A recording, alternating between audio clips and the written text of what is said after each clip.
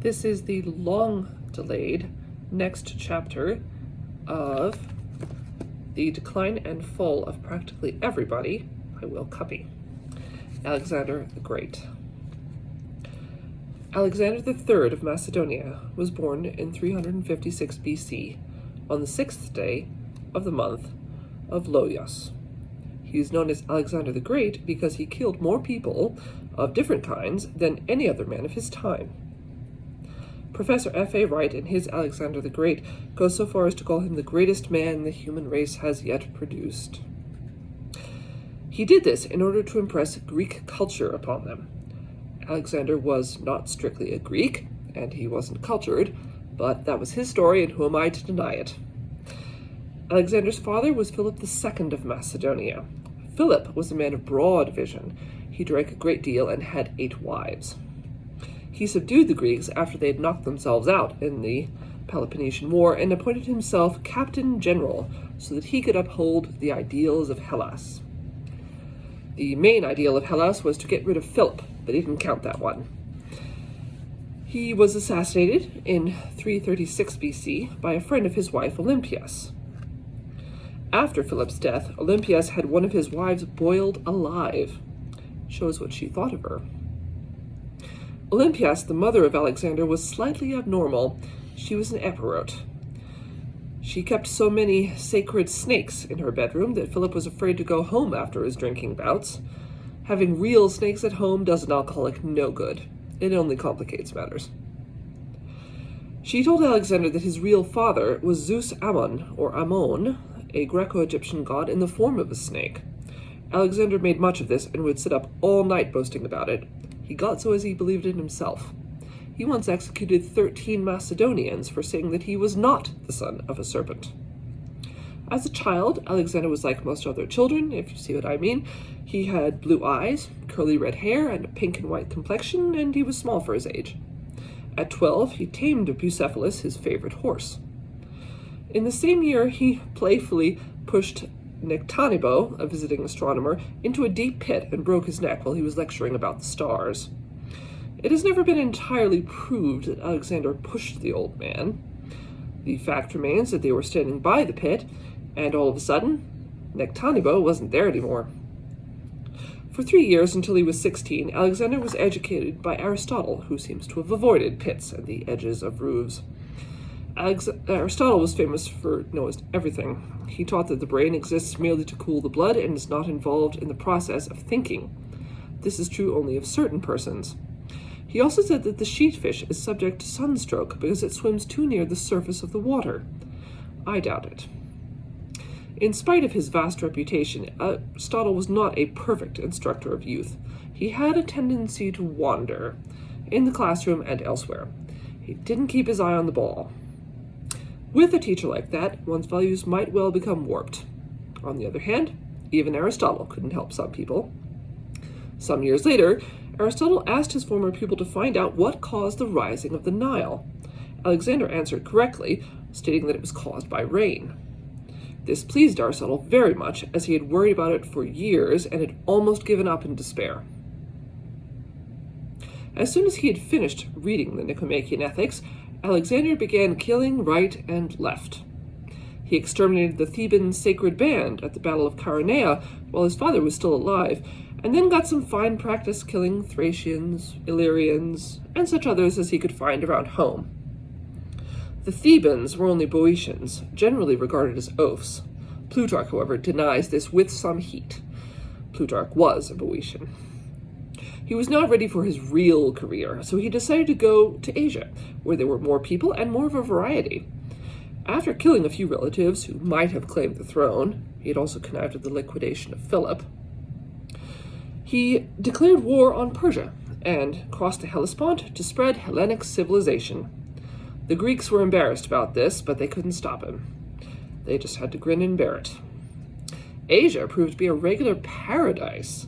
In no time at all, Alexander had killed Medes, Persians, Pisidians, Cappadocians, Pamphylogians, and miscellaneous Mesopotamians.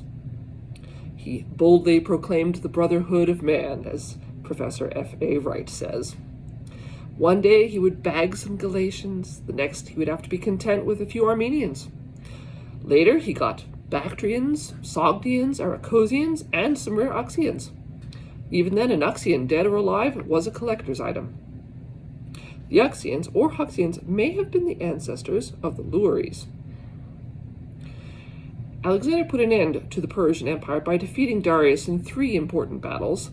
This Darius was not the Darius, but Darius Kodomanos, or Darius III, who had been placed on the throne by Bagoas, a eunuch.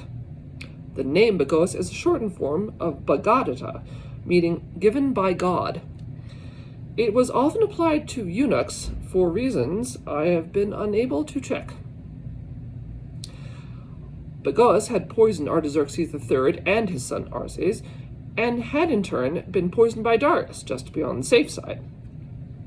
Xerxes I was poisoned by the eunuch Aspamathes. Eunuchs were widely employed as royal advisors, as they had more time to think. Darius was easy to defeat, because you could always count on his doing exactly the wrong thing. Then he would whip up his horses and try to escape in his slow-motion chariot. He did this once too often. The Persian army was all out of date. It relied chiefly on the kinsmen, who were allowed to kiss the king, and the apple-bearers, or royal guard, who had golden apples on the handles of their spears.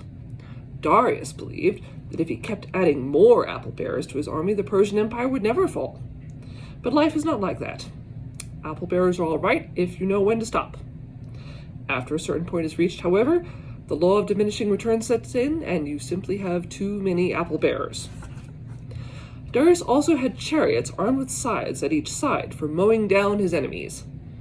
These did not work out, as Alexander and his men refused to go and stand in front of the scythes.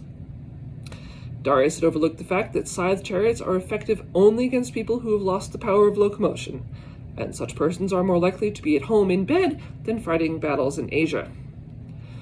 Alexander's best men were his companions, or heavy cavalry, and his phalangites, or improved hoplites, who composed the Macedonian phalanx. There was some doubt about what the Hypaspes were expected to do. They acted at Peltas at times, and they could always run errands. Alexander never advanced without covering his rear. The Persians never bothered about that, and you see what happened to them. At the Battle of Issus, Alexander captured Darius's wife and 2 daughters, and the royal harem of 360 concubines. Among the Persians, 60, or any multiple of 60, was regarded as lucky. He snubbed the harem, as did his inseparable friend and roommate Hephaestion, but the soldiers obtained many beautiful rugs. Alexander's project more than paid for itself, for he acquired valuables worth 160,000 Persian talents, or $280 million, in the cities of Susa and Persepolis alone. Unfortunately, most of this was stolen by Harpalus, a cultured Greek serving as imperial treasurer. Alexander spent the next 9 years fighting more battles, marching and countermarching, killing people at random, and robbing their widows and orphans. He was often extremely brutal to his captives, whom he sold into slavery, tortured to death, or forced to learn Greek. He soon grew tired of impressing Greek culture on the Persians, and attempted to impress Persian culture on the Greeks. In an argument about this, he killed his friend Clitus, who had twice saved his life in battle. Then he wept for 48 hours.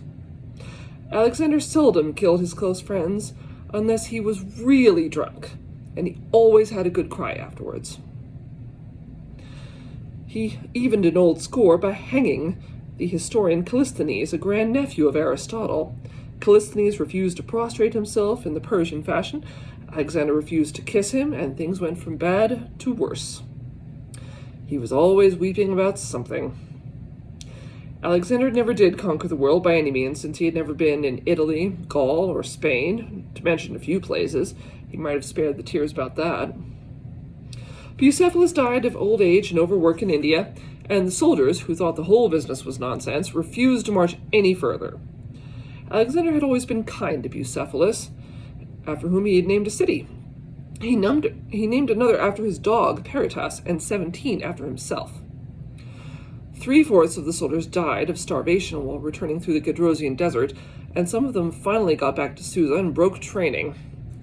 At this point, Alexander and Hephaestion felt it was time to stop fooling around and get married.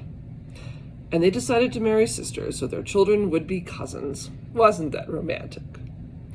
The girls they chose were Statira and Drapetis, the daughters of Darius, who had been waiting around ever since the old Isis days, 9 years before. I never heard how those marriages turned out. All of Alexander's biographers say that his nature was cool, if not perfectly frigid. From the weaknesses of the flesh to which so many men have been subject, he was almost entirely immune. F.A. Wright again. He is said to have sinned occasionally, but never really got the hang of it. He was not unattractive if you care for undersized blondes.